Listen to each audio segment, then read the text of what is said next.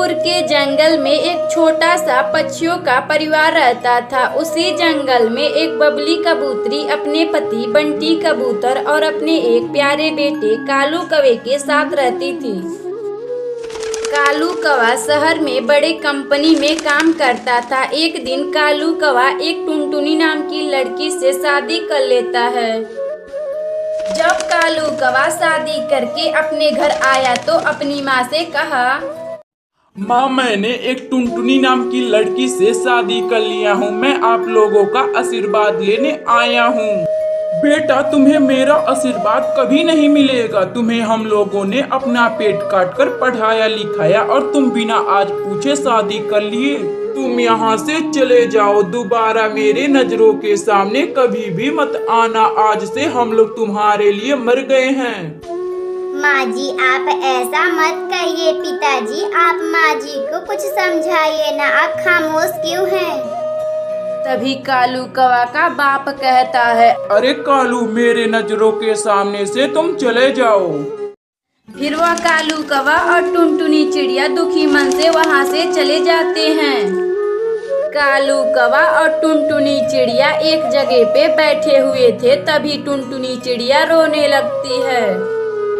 ये सब मेरे वजह से हुआ है जी। मेरे कारण आपके माता पिता आपसे नाराज हो गए हैं। अपने आप को दोष देना बंद करो टुनटुनी। अब हम लोग चलो यहाँ से चलते हैं। शहर में किराए के घर लेकर रहेंगे।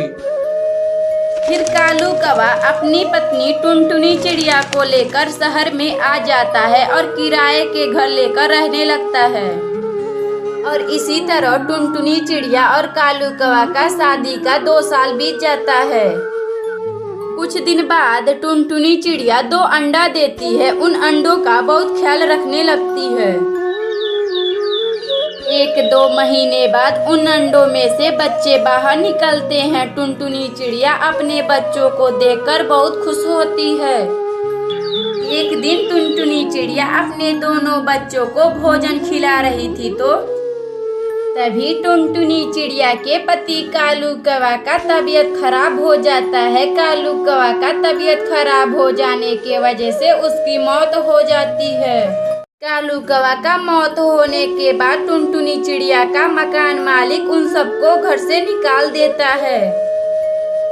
फिर टुनटुनी चिड़िया अपने बच्चों को लेकर मदनपुर के जंगल में रहने के लिए आती है। मम्मा, हम लोग यहाँ आज नए हैं और हमारे पास तो रहने के लिए बाकी पक्षियों की तरह कोई घर भी नहीं है। फिर वह टुनटुनी चिड़िया और उसका बेटा और उसकी बेटी साथ में गन्ने का एक घर बनाते हैं।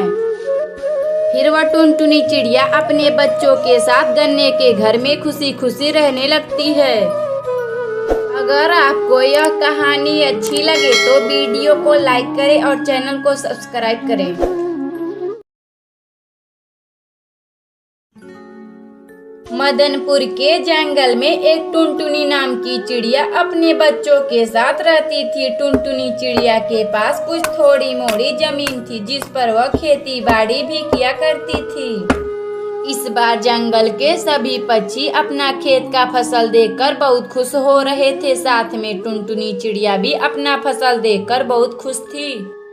लेकिन टुनटुनी चिड़िया के खुशियों पर तो पानी फिर गया। अचानक रात में बारिश होने लगी। हे भगवान, बिन मौसम के इतनी तेज से बारिश हो रही है। अगर इस तरह बारिश होती रही तो मेरे खेत में पानी भर जाएगा।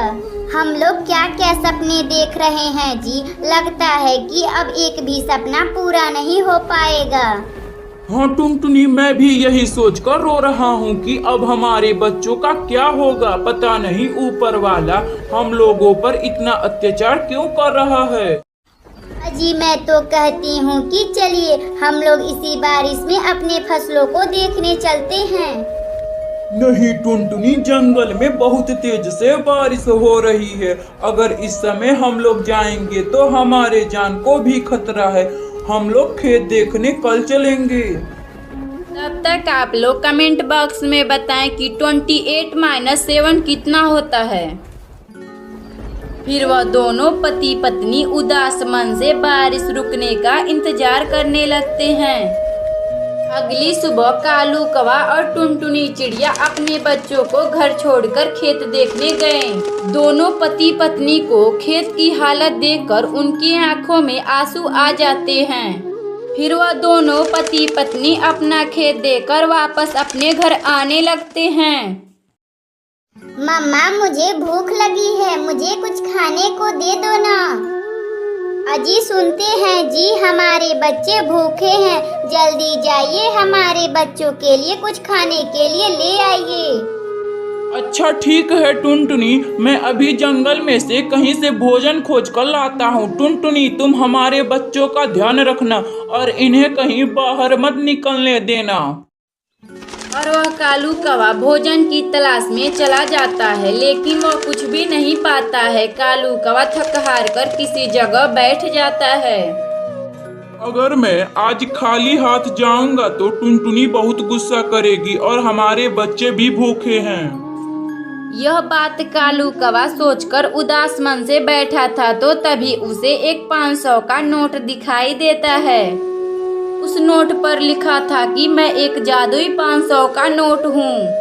फिर वह कालू कौवा उस जादुई नोट को लेकर अपनी पत्नी टुनटुनी चिड़िया के पास आता है। टुनटुनी मैं एक जादुई 500 का नोट लाया हूँ, हमें इसे खेत में लगा देना चाहिए।